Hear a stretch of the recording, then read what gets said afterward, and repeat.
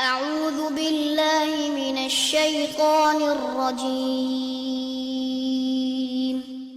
بسم الله الرحمن الرحيم الحمد لله رب العالمين والصلاة والسلام على نبينا محمد وعلى آلہ وصحبہ اجمعین اما بعد۔ آج ہم ہیں کتاب الفوائد کے ساتھ، امام ابن القیم رحمہ اللہ کے ساتھ، اور اس میں ہم پڑھ رہے ہیں کہ جب انسان بالغ ہو جاتا ہے تو انسان کو وہ عہد ملتا ہے جو عہد اس کے خالق کی طرف سے ہے، اس کے مالک کی طرف سے ہے، یعنی کہ بالغ ہو جانے کے بعد انسان اللہ کی شریعت کا مکلف اور پابند ہو جاتا ہے۔ اب اگر انسان اللہ کے عہد کو دلی رضامندی کے ساتھ لے، جوش و جذبے کے ساتھ لے، اور اس پختہ ارادے کے ساتھ لے کہ میں نے اس کے اوپر عمل کرنا ہے، تو پھر اللہ تعالیٰ اسے بہت ہی اونچا مقام و مرتبہ دیتے ہیں۔ اس کے بعد امام صاحب نے بیان کیا تھا کہ انسان جب اللہ کا عہد لے، اللہ کا قرآن لے، اللہ کی شریعت لے، اور یہ کہے کہ مجھے سب سے بڑھ کر اس کو قبول کرنا چاہیے، سمجھنا چاہیے، عمل کرنا چاہیے، چنانچہ اس کو سمجھنے کی کوشش کرے، غور و فکر کرے، اور پھر اپنے آپ کو اس کے اوپر عمل کرنے کے لیے آمادہ کرے، تو پھر وہ جان سکے گا کہ اللہ کے عہد کی حقیقت کیا ہے اور اللہ کا عہد کن کن امور پہ مشتمل ہے۔ تو پھر اس کو کیا ملے گی؟ سعادت ملے گی، اور وہ اللہ کے قریب ہوتا چلا جائے گا۔ یہ سب کچھ بیان کرنے کے بعد امام صاحب آخر میں چل کے یہ کہتے ہیں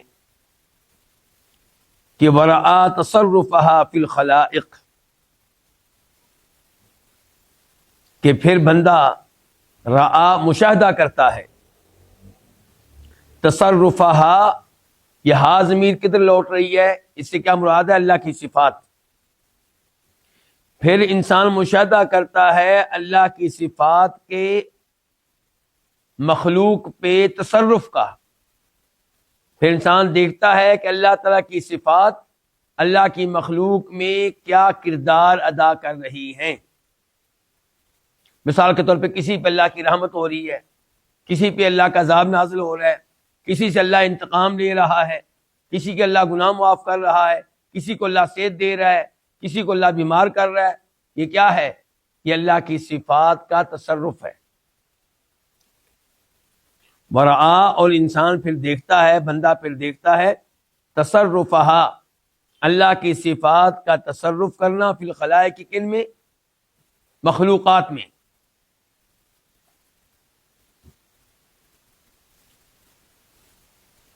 تو جب انسان دیکھتا ہے اللہ کی مخلوقات میں اللہ کی صفات کے تصرف کو، تو کیسے دیکھتا ہے، کیسے مشاہدہ کرتا ہے کہ کیف عمت، کہ کیسے یہ صفات شامل ہیں۔ کیا مطلب؟ ہر ایک کو اپنے احاطے میں لیے ہوئے ہیں، ان کے اللہ کی کئی صفات ایسے ہیں جن کا تعلق ہر ایک کے ساتھ ہے۔ عمت، وہ عام ہیں۔ مثال کے طور پہ اللہ کا رزق دینا، یہ عام ہے کہ خاص ہے؟ عام ہے۔ اللہ کا پیدا کرنا عام ہے کہ خاص ہے؟ یعنی کہ اللہ نے ہر ایک کو پیدا کیا ہوا ہے، اور ہر ایک کو اللہ رزق دے رہا ہے۔ جو زندہ ہیں ان سب کو اللہ نے زندگی دے رکھی ہے۔ بخصت، اور انسان دیکھتا ہے کہ کیسے اللہ کی صفات خاص ہے، یعنی کئی اللہ کی صفات کیا ہے؟ خاص ہے۔ مثال دے سکتے ہیں آپ اس کی؟ ہدایت لے لیں آپ، میں اور آپ، اللہ نے ہمیں ہدایت الحمدللہ دے رکھی ہے، اور کتنے کفار ہیں جو اس ہدایت سے محروم ہیں۔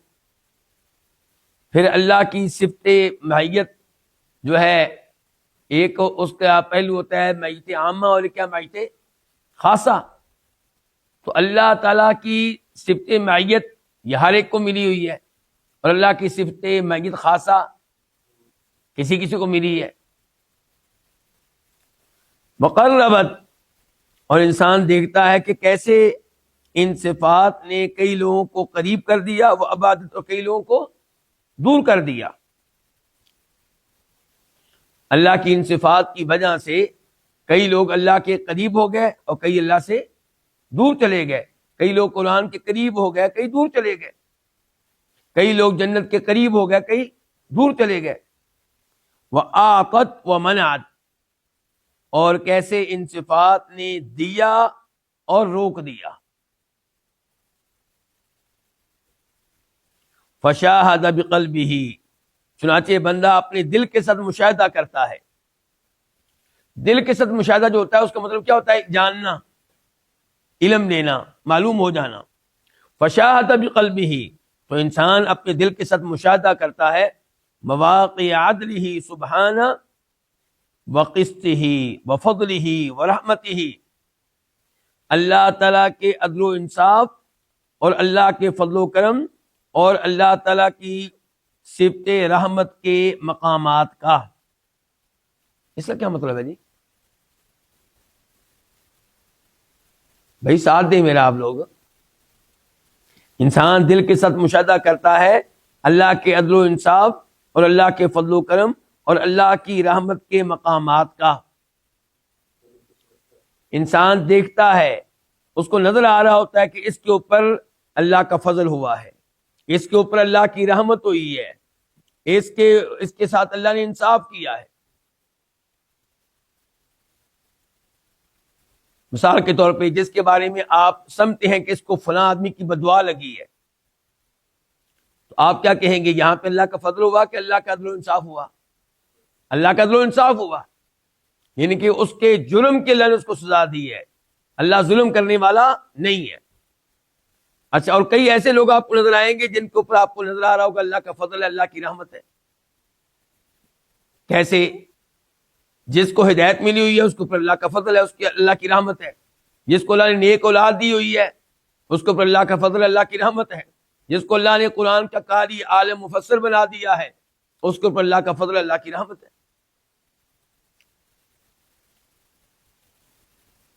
وَاجْتَمَعَ لَهُ الْإِيمَانُ بِلُزُومِ حُجَّتِهِ مَعَ نُفُوذِ أَقْضِيَتِهِ۔ وَاجْتَمَعَ، اور اکٹھا ہو جاتا ہے، لہو اس کے لیے، کس کے لیے؟ اس شخص کے لیے، اس بندے کے لیے۔ الایمان، کیا اکٹھا ہو جاتا ہے؟ ایمان لانا۔ کیا اکٹھا ہو جاتا ہے؟ ایمان لانا۔ کس کس چیز پہ؟ دو چیزوں پہ ایمان لانا ایک ہی وقت میں۔ بلزوم حجتہ، اس کی حجت کے لازم ہونے پہ، قائم ہونے پہ، مع نفوذ اقضیتہ، اور اس کے فیصلوں کے نافذ ہونے کے ساتھ ساتھ۔ یعنی کہ پھر بندہ ایمان لاتا ہے اس بات پہ کہ اللہ کی حجت وہ قائم ہو چکی ہے اللہ کے بندوں پہ، اور اللہ کی تقدیر، اللہ کے فیصلے بھی نافذ ہو رہے ہیں۔ دونوں کام ایک ہی وقت میں ہو رہے ہیں اور بندہ ایک ہی وقت میں دونوں پہ ایمان لاتا ہے۔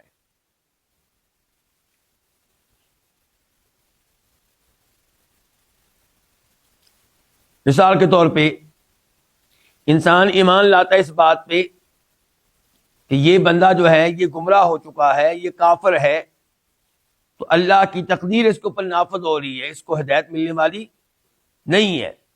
ساتھ ساتھ اس پہ بھی ایمان لاتا ہے کہ اللہ کی حجت اس پہ قائم ہو چکی ہے۔ اللہ نے اس کی ہدایت کے لیے قرآن بھیجا، اللہ نے اس کی ہدایت کے لیے نبی بھیجے علیہ السلام، اللہ نے اس کی ہدایت کے لیے نبی علیہ السلام کے وارث علماء بھیجے۔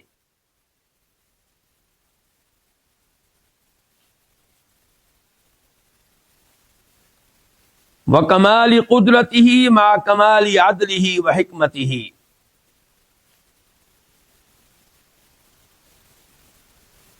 انسان کے لیے دو چیزیں جمع ہو جاتی ہیں، دو چیزوں پہ ایمان لانا جو ہے وہ جمع ہو جاتا ہے۔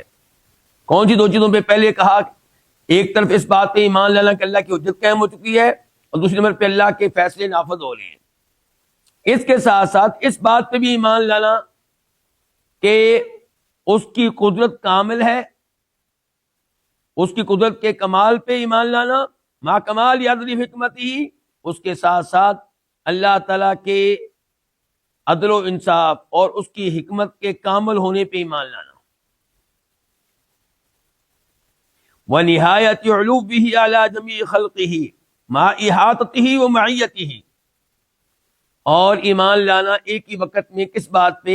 نمبر 1 اس بات پہ کہ اس کا اپنی مخلوق کے اوپر ہونا،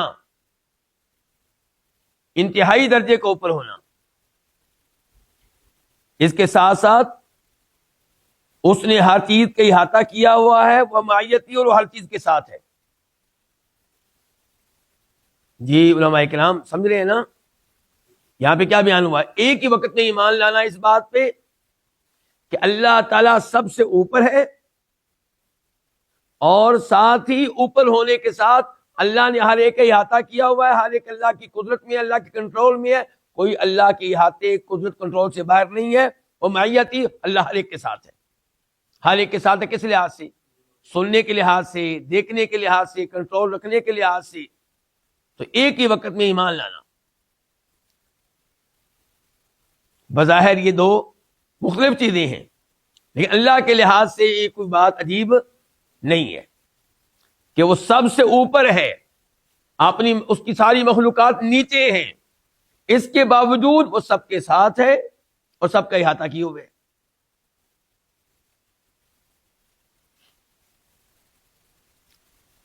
وعظمتہ وجلالہ وکبریائہ وبطشہ وانتقامہ مع رحمتہ وبرہ ولطفہ وجودہ وعفوہ وحلمہ. اس وقت ہمارے امام صاحب کیا بیان کر رہے ہیں ہمارے لیے؟ اللہ کی صفات میں دو بظاہر مختلف چیزوں کے اوپر ایک ہی وقت میں ایمان لانا. یعنی کہ ایک طرف آپ ایمان لاتے ہیں کہ اللہ ہر ایک کے ساتھ ہے، اسی وقت آپ ایمان لا لیں کہ اللہ سب سے اوپر ہے. واضح ہے نا؟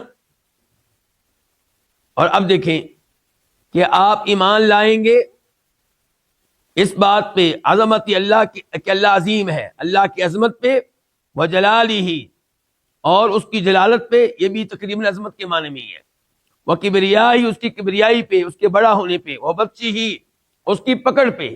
ان بطش ربک لشدید، تیرے رب کی پکڑ بڑی سخت ہے. وانتقامہ اس کے انتقام لینے پہ، کیونکہ جس سے چاہتا ہے انتقام لیتا ہے، جس کو چاہتا ہے وہ پکڑ لیتا ہے. لیکن پکڑتا کن کو ہے؟ جو حقدار ہیں اس بات کے کہ ان کو پکڑا جائے، مجرم قسم کے لوگ.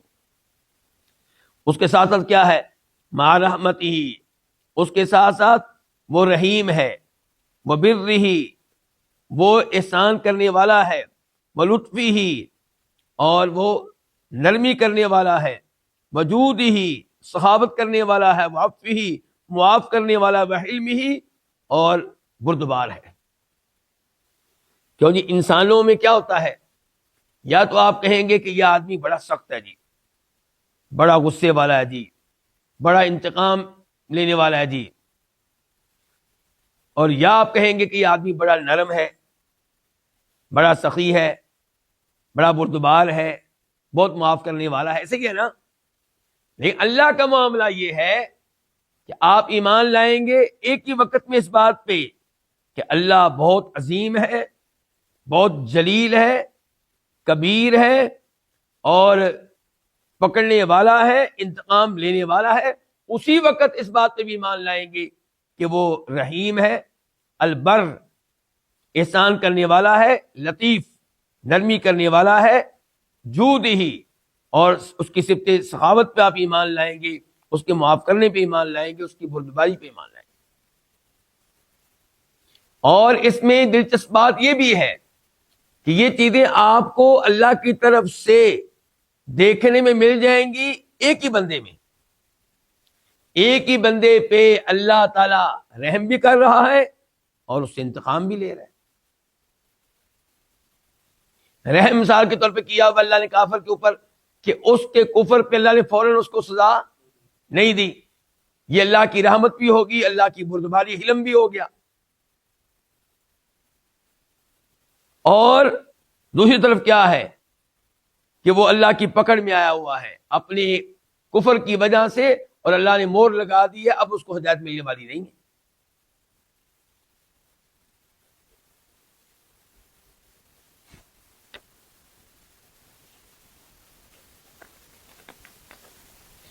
ورآ، اور یہ بندہ مشاہدہ کرتا ہے، دیکھتا ہے، لزوم الحجتی مع قہر المقادیر التي لا خلود لمخلوق عنها، دیکھتا ہے حجت کا قائم ہونا، اللہ کی طرف سے حجت کا۔ اچھا، حجت کا قائم ہونے سے کیا مراد ہے؟ میں پہلے بھی وضاحت نہیں کر سکا۔ یعنی کہ اللہ نے قرآن بھیج دیا، اب بندہ روز قیامت یہ نہیں کہہ سکتا کہ میرے پاس ہدایت نہیں آئی تھی، تیرے پاس قرآن آیا تھا۔ اللہ نے نبی بھیج دیا علیہ الصلوۃ والسلام، نبیوں کا امام بھیج دیا، بندہ یہ نہیں کہہ سکتا میرے پاس ہدایت نہیں آئی تھی۔ نبیوں کے اللہ نے علماء کو وارث بنا دیا، علماء پہنچے توحید کی دعوت دینے کے لیے، کبیرہ گناہوں سے منع کرنے کے لیے۔ بندہ یہ نہیں کہہ سکتا کہ میرے پاس یعنی کہ شریعت نہیں پہنچی تھی، اے اللہ تیرا پیغام نہیں پہنچا تھا، نہیں، اللہ نے نبی بھیج کر، کتابیں بھیج کر حجت قائم کر دی۔ ورآت، انسان دیکھتا ہے، مشاہدہ کرتا ہے، لزوم الحجتی، حجت کے قائم ہونے کا، مع قہر المقادیر، ان تقدیروں کے غلبے کے ساتھ ساتھ جس سے کسی بھی مخلوق کے لیے نکلنا ممکن نہیں ہے۔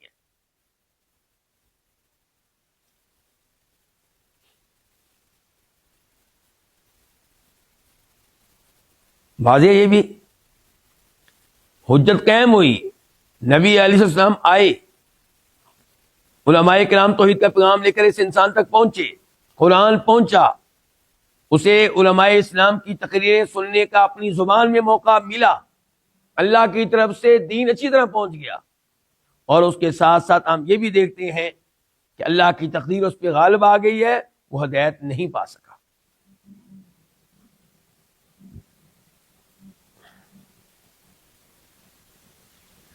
وَكَيْفَ استحاب الصفات وتوافقها وشہادت بعضها لبعض، اور یہ انسان یہ بھی دیکھتا ہے کہ کیسے یہ صفات ایک ساتھ ہوتی ہیں، اللہ کی صفات ایک ساتھ ہوتی ہیں، وتوافقها، اور یہ بھی دیکھتا ہے کہ وہ کیسے ایک دوسرے کے موافق ہوتی ہیں، وشہادت بعض لبعض، اور کیسے ان میں سے کوئی کسی کے حق میں گواہی دے رہی ہوتی ہے، اور ان میں سے کوئی کسی کی تائید کر رہی ہوتی ہے۔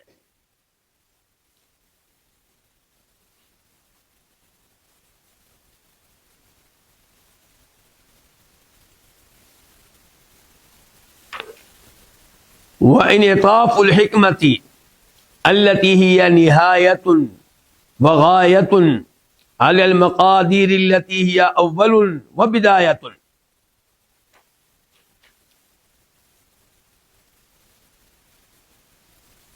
اور کیا ہوتا ہے جی؟ اور یہ ہے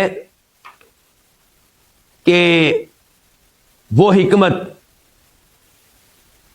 جو کہ انتہا ہے اور غایت ہے، وہ جھک جاتی ہے علی المقادیر، ان تقدیروں کی طرف، التی ہی اول و بدایۃ، جو اول ہیں اور جو ابتدا ہے۔ ہماری تقدیریں پہلے لکھی ہوئی ہیں نا، پہلے سے جی۔ وَرُجُوعُ فُرُوعِهَا إِلَى أُصُولِهَا وَمُبَادِئِهَا إِلَى غَایَتِهَا، اور ان کے فروع کا، ان کی شاخوں کا لوٹنا، إِلَى أُصُولِهَا، ان کے اصول کی طرف، وَمُبَادِئِهَا، اور ان کے آغاز کی طرف، بنیادوں کی طرف، إِلَى غَایَتِهَا، اور پھر انتہا کی طرف، حتیٰ، یہاں تک کہ انہو یشاہد، حتیٰ کہ گویا کہ بندہ مشاہدہ کرتا ہے، مبادی الحکمتی، حکمت کے اصولوں کا، حکمت کی بنیادوں کا، وتاسیس القضایا، اور مختلف امور کے استوار ہونے کا، ان کو قائم کیے جانے کا، علی وفق الحکمتی، اللہ کی حکمت کے مطابق، والعدلی، اور اللہ کے عدل و انصاف کے مطابق، والمصلحتی، اور مصلحت کے مطابق، والرحمتی، اللہ کی رحمت کے مطابق، والاحسانی، اور احسان کے مطابق۔ لا تخرج قضیۃ، کوئی بھی مسئلہ، کوئی بھی معاملہ خارج نہیں ہوتا عن ذالک، اس سے، اس اصول سے جو بھی بیان کیا گیا ہے، الی انقضاء الاکوان، موجودات مخلوقات کے ختم ہونے تک، وانفصال الاحکام، اور احکام کے الگ الگ ہو جانے تک، یوم الفصل،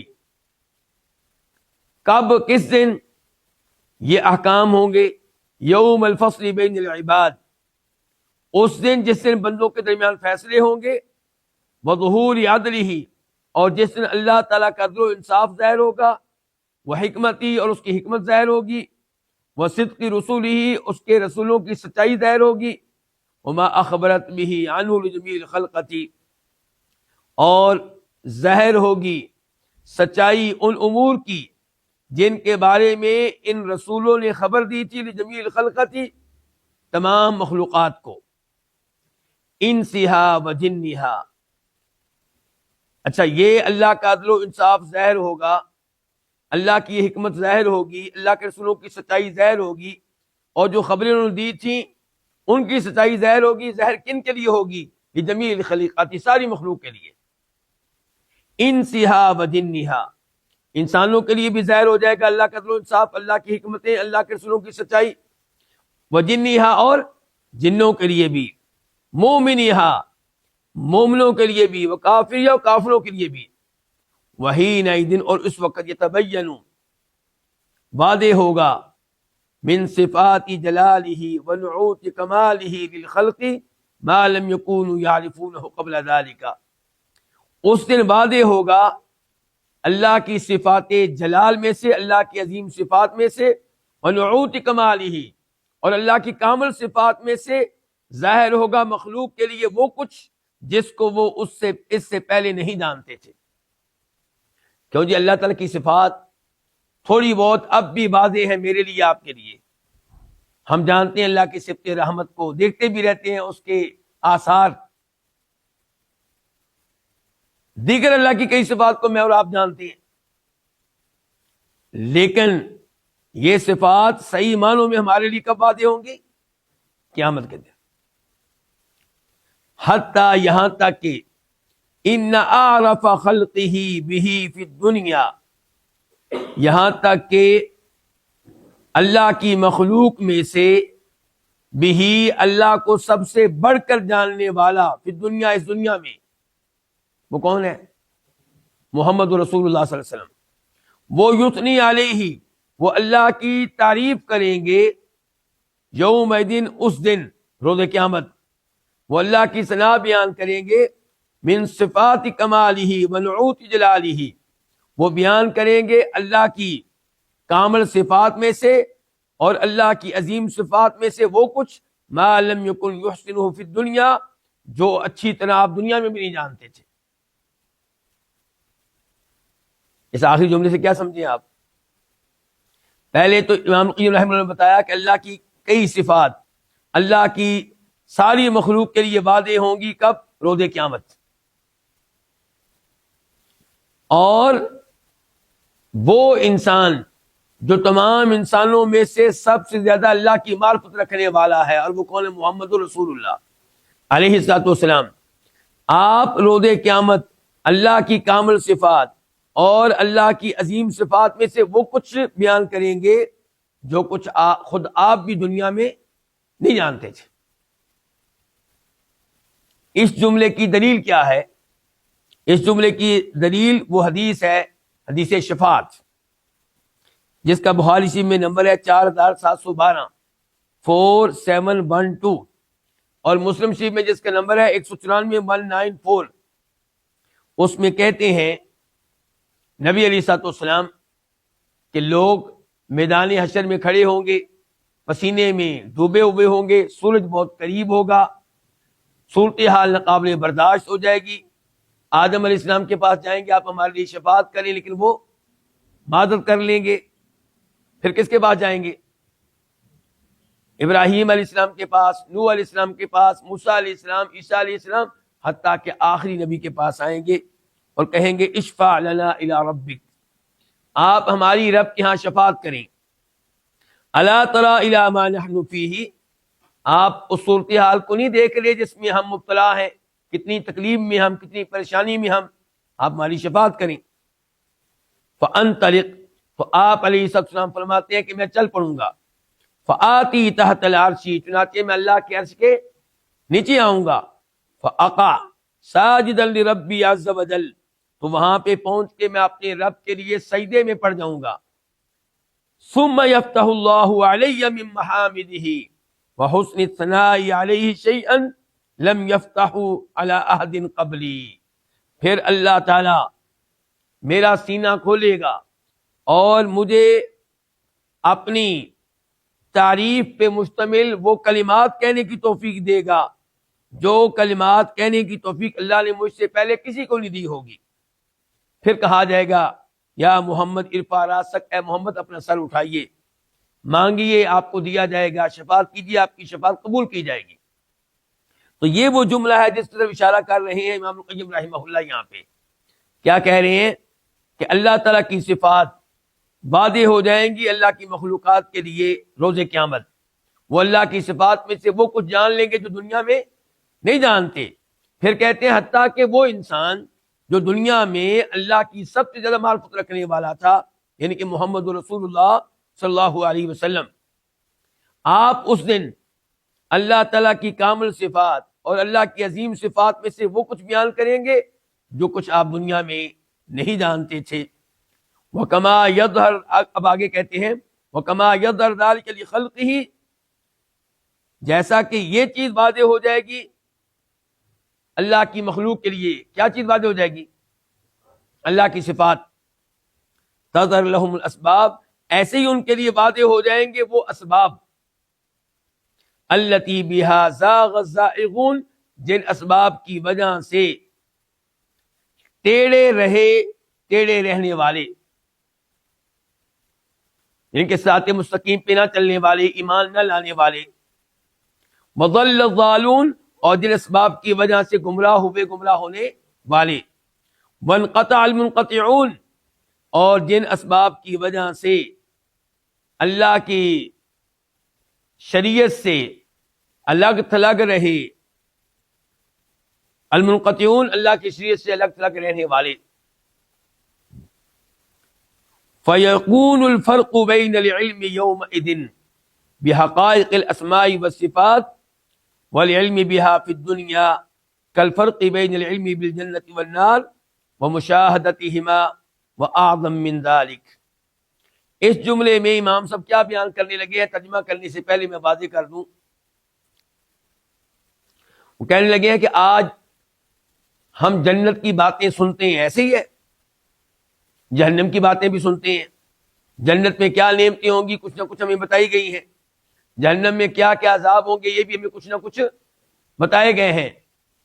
لیکن یہ علم جو ہمیں دنیا میں دیا گیا جنت کے بارے میں اور جہنم کے بارے میں، اور جو روز قیامت اپنی آنکھوں سے دیکھیں گے، یہ دونوں علم برابر ہیں؟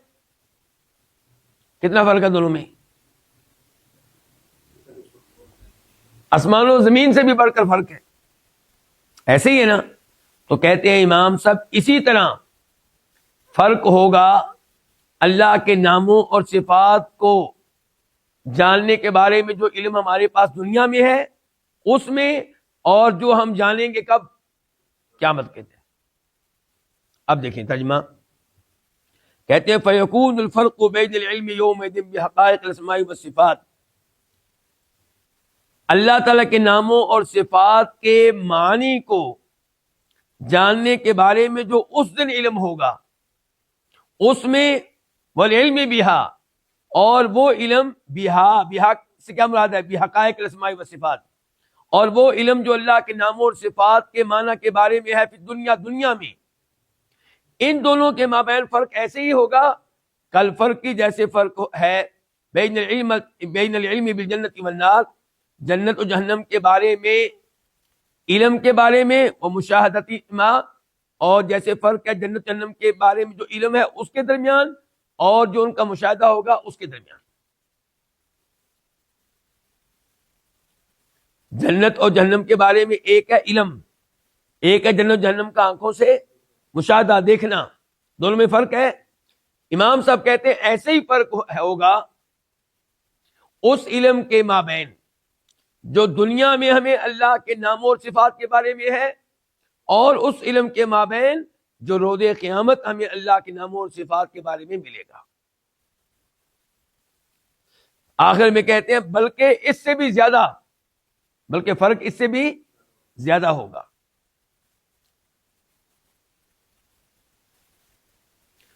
وَكَذَلِكَ يُفْهَمُ مِنَ الْعَهْدِ، اسی طرح یا یفہم بھی پڑھ سکتے ہیں آپ کہ بندہ سمجھے گا۔ وَكَذَلِكَ يُفْهَمُ مِنَ الْعَهْدِ، اسی طرح بندہ سمجھتا ہے اس عہد سے۔ کس عہد سے؟ قرآن، شریعت۔ اگر آپ اس کو پڑھیں، اگر آپ اس کو سمجھیں تب۔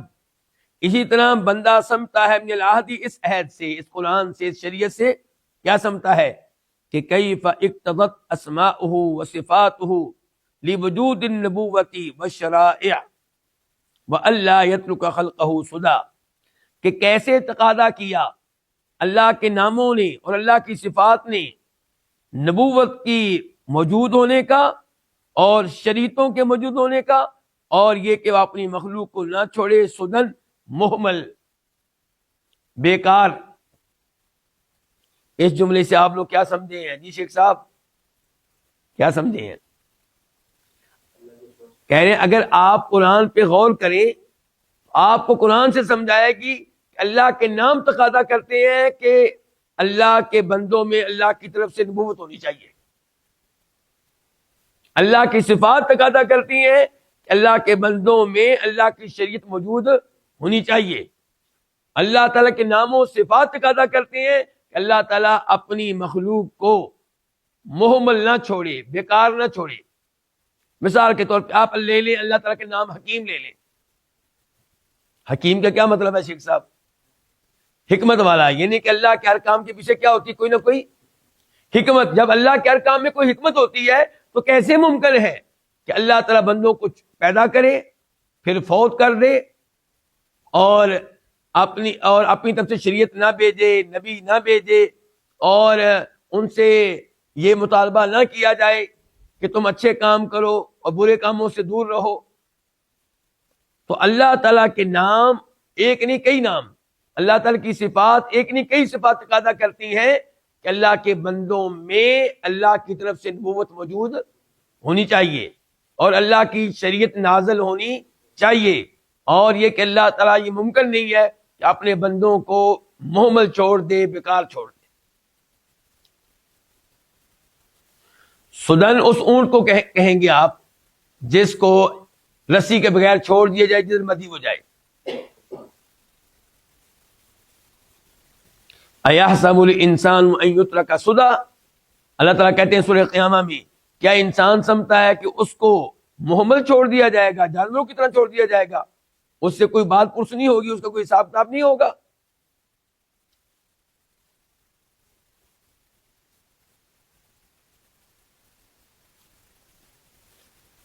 وَكَيْفَ اقْتَضَتْ مَا تَضَمَّنَتْهُ مِنَ الْأَوَامِرِ وَالنَّوَاهِي، اسی طرح بندہ اس عہد سے یہ بھی سمجھ سکتا ہے کہ وَكَيْفَ اقْتَضَتْ، کیسے انہوں نے تقاضا کیا، کنہوں نے؟ اللہ آپ کو ذائقہ خیر دے، اللہ کے ناموں نے اور اللہ کی صفات نے تقاضا کیا کس چیز کا؟ مَا تَضَمَّنَتْهُ مِنَ الْأَوَامِرِ وَالنَّوَاهِي، ان اوامر اور ان نواہی کا جن کے اوپر یہ مشتمل ہیں۔ یہ کیا؟ اسماء و صفات بھی اس سے مراد ہو سکتا ہے اور شرائع بھی اس سے مراد ہو سکتا ہے، یعنی کہ اللہ کے ناموں اور اللہ کی صفات نے تقاضا کیا ہے ان احکام کا جن کے اوپر مشتمل ہے یہ شریعت۔ شریعت میں اللہ نے کئی کام کرنے کا حکم دیا، ان کو کیا کہتے ہیں؟ اوامر۔ نماز پڑھو، روزہ رکھو، زکوٰۃ دو، یہ اوامر ہو گئے، آرڈرز اللہ کے۔ والنواہی، شراب نہیں پینی، بدکاری نہیں کرنی، قتل نہیں کرنا، زیادتی نہیں کرنی، جھوٹ نہیں بولنا، یہ کیا ہو گئے؟ نواہی، ممنوعات۔ تو اللہ تعالیٰ کے نام اور اللہ کی صفات تقاضا کرتی ہیں ان اوامر کا، ان نواہی کا جن پہ مشتمل ہیں یہ شریعتیں۔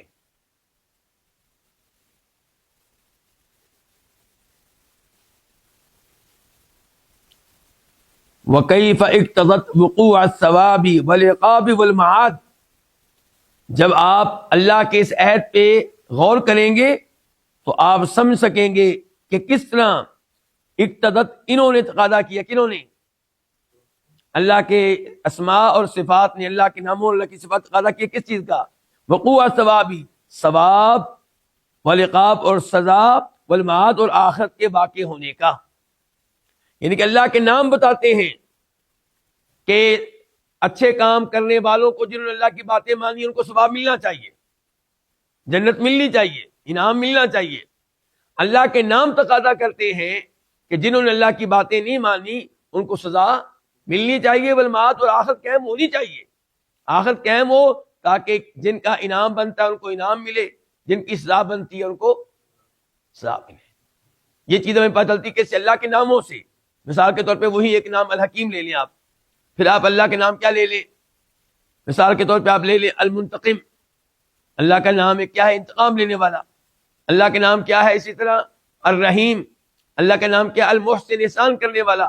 اللہ کے نام کیا؟ البر، احسان کرنے والا. تو اب اللہ احسان کریں گے ان کے ساتھ جو اللہ کی باتیں مانتے رہے، اور اللہ تعالیٰ انتقام لیں گے، سزا دیں گے. یہ اللہ کے نام المنتقم کا تقاضا ہے، اللہ کے نام جبار کا تقاضا ہے، اللہ کے نام الکبیر کا تقاضا ہے. اللہ ان سے انتقام لیں گے، ان کو سزا دیں گے جو اللہ کی نافرمانیاں کرتے رہے، اللہ کے رسولوں کو قتل کرتے رہے، اللہ کے رسولوں کا مذاق اڑاتے رہے، اور اللہ کے بندوں کو قتل کرتے رہے.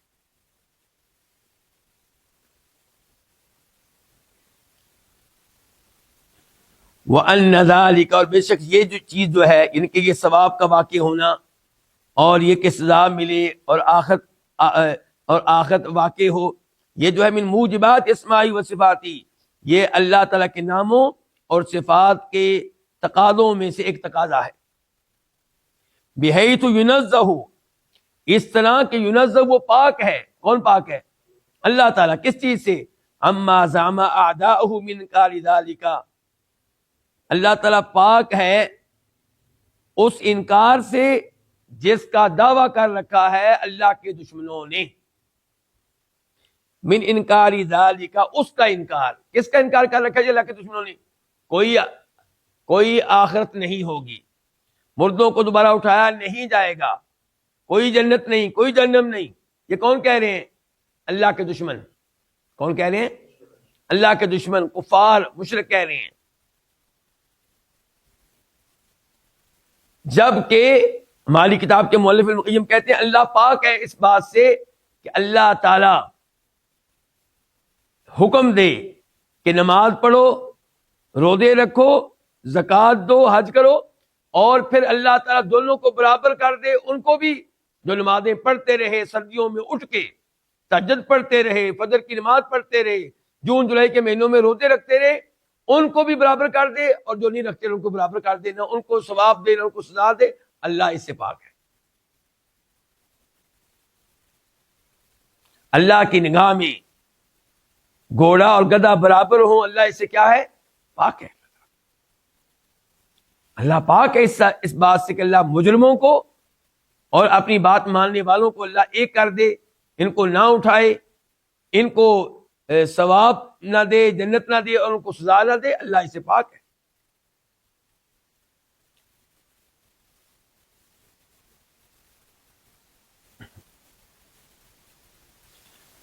وَيَرَى شمول القدرتی وَإِحَاطَتَهَا بِجَمِيعِ الْكَائِنَاتِ حَتَّى لَا يَشِدَّ عَنْهَا مِثْقَالُ ذَرَّةٍ. جو اللہ تعالیٰ کے عہد کو پڑھے گا، غور کرے گا، وہ اس عہد سے یہ سمجھ لے گا اور وہ دیکھ لے گا. کیا دیکھ لے گا؟ وَيَرَى، وہ دیکھ لے گا شمول القدرتی، اللہ کی قدرت کا شامل ہونا، وَإِحَاطَتَهَا، اور اللہ کی قدرت کا احاطہ کرنا. کس چیز کا احاطہ کرنا؟ بجمیع الکائنات، ساری کائنات کا. کائنات میں سے کوئی بھی چیز اللہ کے احاطے سے باہر نہیں ہے، کوئی بھی چیز اللہ کی قدرت سے باہر نہیں ہے. حتیٰ یہاں تک کہ لا یشد عنہا، اس سے باہر نہیں ہے مثقال ذرہ، ذرہ برابر کوئی چیز.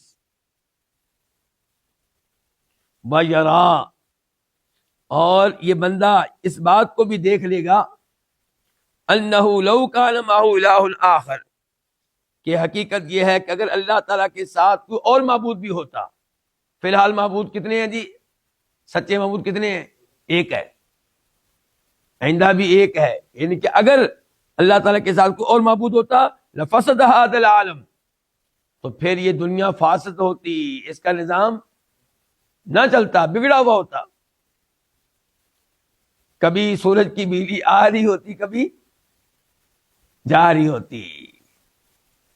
ایک معبود جو ہے وہ کہتا سورج سے نکل آ، دوسرا کہتا غروب ہو جا۔ ایک کہتا چاند کو نکل آ، دوسرا کہتا غائب ہو جا، بھاگ جا۔ نظام چل نہ پاتا۔ پھر امام صاحب کہتے ہیں بھیا، اور وہ یہ دیکھ لیتا کہ انہ لو کان معہ الہ آخر، ان کے بندہ اگر اللہ کے عہد کو پہ غور کرے تو وہ اس بات کو دیکھے گا کہ اگر اللہ تعالیٰ کے ساتھ ساتھ کوئی اور معبود ہوتا تو یہ جہان فاسد ہو جاتا۔ فکان تفسد السماوات ومن فیہن، چنانچہ آسمان، سارے آسمان اور زمین اور جو مخلوقات ان میں ہیں یہ ساری کی ساری بگڑ جاتی، فاسد ہو جاتی، صورتحال خراب ہو جاتی۔ وَأَنَّهُ سُبْحَانَهُ، بے شک یہ بات بھی کہ لو جاد علیہ النوم اب الموت، اگر اللہ تعالیٰ کے لیے النوم سونا زیادہ ممکن ہوتا، اب الموت یا فوت ہو جانا ممکن ہوتا، لا تدکدک ھذا العالم باسرہ، تو یہ سارے کا سارا جہان ڈہ جاتا، ریزہ ریزہ ہو جاتا۔ ولم یثبت طرفۃ عین، اور یہ قائم نہ رہ پاتا یہ جہان طرفۃ عین، آنکھ جھپکنے کے برابر بھی، ایک لمحے کے لیے بھی یہ دنیا موجود نہ رہتی۔ اگر اللہ تعالیٰ، اگر نیند اللہ کے لیے ممکن ہوتی، اللہ نے تو کہہ دیا لا تاخذہ سنۃ ولا نوم، کہ اللہ تعالیٰ پاک ہے کس سے؟ اس بات سے کہ وہ سوئے، اللہ پاک ہے اونگنے سے۔ لیکن فرض کر لیتے ہیں کہ اگر ممکن ہوتا اللہ تعالیٰ کے لیے سونا یا فوت ہو جانا، تو پھر یہ سارے بِأَسْرِهِ ہی سارے کا سارا، تو یہ سارے کا سارا جہان کیا ہوتا؟ ڈہ جاتا، اور یہ قائم نہ رہ پاتا آنکھ جھپکنے کے برابر بھی۔ وَيَرَى مَعَ ذَلِكَ الْإِسْلَامَ وَالْإِيمَانَ اللَّذَيْنِ تعبد اللہ بہما جمیع عبادی کیف انبعاثہما من الصفات المقدسہ وکیف اقتضیا الثواب والعقاب عاجلا وآجلا۔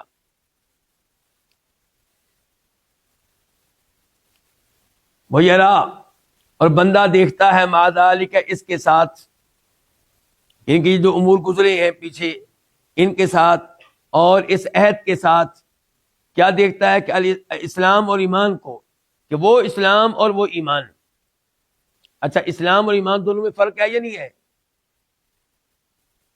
کیوں جی، آپ سے پوچھ رہا ہوں۔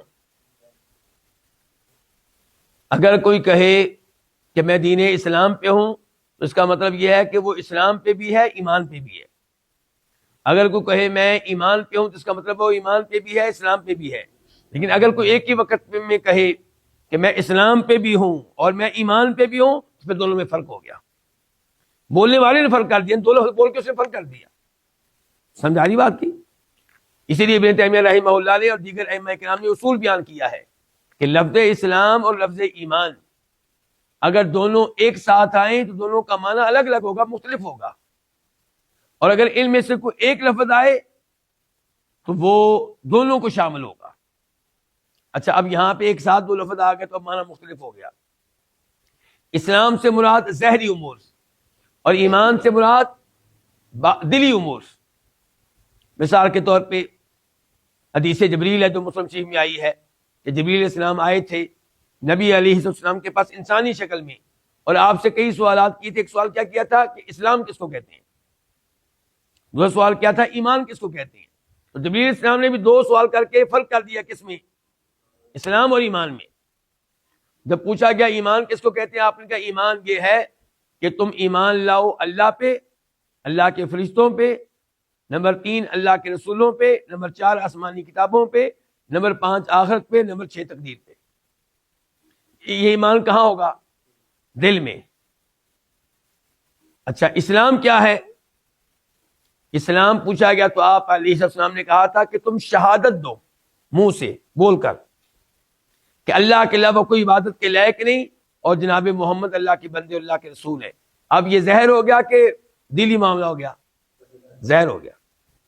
نمبر 2 نماز قائم کرو، نمبر 3 زکوٰۃ ادا کرو، نمبر 4 رمضان کے روزے رکھو، نمبر 5 حج کرو۔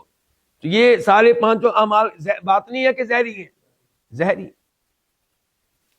تو اسلام ظاہری امور کا نام ہے اور ایمان دلی اور باطنی امور کا نام ہے۔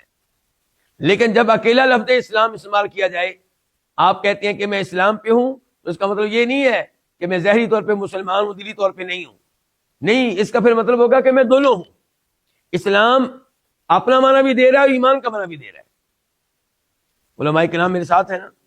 ایسے کوئی بندہ کہتا ہے کہ میں ایمان پہ ہوں، تو اس کا مطلب یہ ہے کہ وہ کہنا چاہتا ہے کہ میں ایمان بھی رکھتا ہوں اور میں نماز بھی پڑھتا ہوں، زکوٰۃ بھی دیتا ہوں، یعنی کہ دلی امور کا بھی اہتمام کر رہا ہوں اور ظاہری امور کا بھی اہتمام کر رہا ہوں۔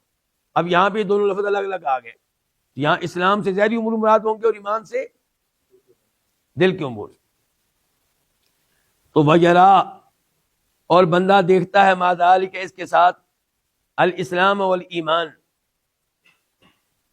اسلام اور ایمان کو، الذین وہ اسلام اور ایمان، الذین تعبد اللہ بہما جمیع عبادہ، جن کے ساتھ اللہ تعالی اپنے تمام بندوں کا معبود بنا، جن کے ساتھ اللہ اپنے تمام بندوں کا کیا بنا؟ معبود بنا۔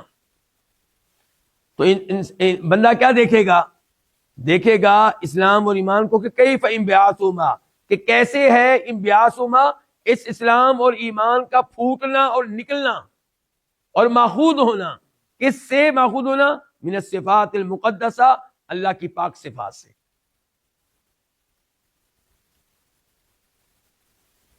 وَكَيْفَ اقْتَضَيَا الثَّوَابَ وَالْعِقَابَ عَاجِلًا وَآجِلًا، اور کیسے تقاضا کیا ہے ان دونوں نے، کن دونوں نے؟ اسلام اور ایمان نے، الثواب، کس چیز کا؟ کہ جو مسلمان بن جائیں، مومن بن جائیں، ان کو ثواب ملے، والعقاب، اور جو اسلام اور ایمان قبول نہ کریں ان کو کیا ملے؟ سزا ملے، عاجلاً، جلدی دنیا میں، وآجلاً، اور بعد میں ان کے آخرت میں۔ وَيَرَى مَعَ ذَلِكَ أَنَّهُ لَا يَسْتَقِيمُ قَبُولُ هَذَا الْعَهْدِ وَالْتِزَامُهُ لِمَنْ جَحَدَ صِفَاتِهِ وَأَنْكَرَ عُلُوَّهُ عَلَى خَلْقِهِ وَتَكَلُّمَهُ بِكُتُبِهِ وَعُهُودِهِ۔ وَيَرَى مَعَ ذَلِكَ، اور اس کے ساتھ بندہ یہ دیکھتا ہے کہ اس عہد کو قبول کرنا، کون سا عہد؟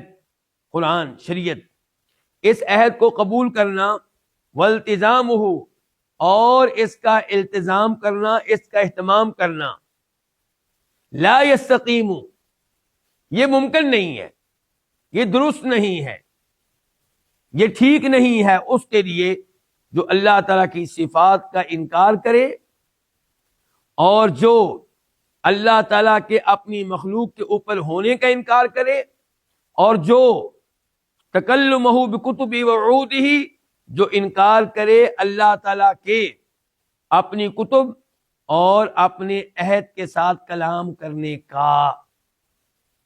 اور یہ جملہ ابھی تک آپ سمجھے نہیں ہیں، ایسے ہی ہے نا؟ تو اب میں ذرا اس کو آسان کرنے کی کوشش کرتا ہوں۔ امام صاحب کہنا چاہتے ہیں کہ جو اللہ کی صفات نہیں مانتا اور کہتا ہے کہ میں نہیں مانتا کہ اللہ مخلوق کے اوپر ہے، اور میں نہیں مانتا کہ اللہ کلام کرتا ہے، اللہ نے قرآن کے ساتھ کلام کیا ہے، اللہ نے تورات کے ساتھ کلام کیا ہے، وعہودہ، اور اللہ کے جو عہود ہے، اللہ کا عہد ہے، قرآن بھی اللہ کا عہد ہے، تورات بھی اللہ کا عہد ہے۔ تو جو یہ کہے کہ میں نہیں مانتا کہ اللہ نے قرآن کے ساتھ کلام کیا، اور یہ کہ جبریل علیہ السلام نے قرآن اللہ سے سنا ہے اللہ کی آواز میں، اور میں نہیں مانتا کہ اللہ ساری مخلوقات کے اوپر ہے، اور میں نہیں اللہ کی صفات، ان صفات کو مانتا جو قرآن و حدیث میں آئی ہے، سمجھ لو پھر اس نے اللہ کے قرآن کو قبول ہی نہیں کیا. وہ یہ دعویٰ نہیں کر سکتا کہ میں نے قرآن کو قبول کیا ہے. یہ کیسے ممکن ہے کہ ایک طرف آپ کہیں میں نے قرآن کو قبول کیا ہے اور دوسری طرف آپ کہیں میں اللہ کی صفات کو نہیں مانتا. قرآن تو اللہ کی صفات سے بھرا پڑا ہے. قرآن تو اس عقیدے سے بھرا پڑا ہے کہ اللہ ساری مخلوق کے اوپر ہے. قرآن سے تو معلوم ہوتا ہے کہ اللہ نے قرآن کے ساتھ کلام کیا ہے. وَإِنْ أَحَدٌ مِّنَ الْمُشْرِكِينَ اسْتَجَارَكَ فَأَجِرْهُ حَتَّىٰ يَسْمَعَ کلام اللہ. قرآن اللہ کا کلام ہے اور آپ کہتے ہیں میں اس کو اللہ کا کلام نہیں مانتا. تو یہ دو چیزیں ایک وقت میں جمع نہیں ہوں گی حضرت. ایک طرف آپ کہیں کہ میں اس عہد کو مانتا ہوں اور میں اس کے اوپر قائم و دائم ہوں, میں اس کے اوپر عمل کرنے والا ہوں. دوسری طرف آپ کہیں میں اللہ کی صفات کو نہیں مانتا, میں اس عقیدے کو نہیں مانتا کہ اللہ ساری مخلوق کے اوپر ہے, اور میں نہیں مانتا کہ اللہ کلام کرنے والا ہے, اور یہ کہ قرآن کے ساتھ اللہ نے کلام کیا ہے. اب اس جملے کا ترجمہ پھر سن لی. وَيَرَىٰ مَعَ ذَٰلِكَ, اور وہ دیکھتا ہے مع ذالک کو بندہ دیکھتا ہے مع ذالک اس کے ساتھ کہ انہ لا یستقیم, کہ بے شک بات یہ ہے کہ لا یستقیم, یہ درست بات نہیں ہوگی, یہ ٹھیک نہیں ہے. کیا ٹھیک نہیں ہے؟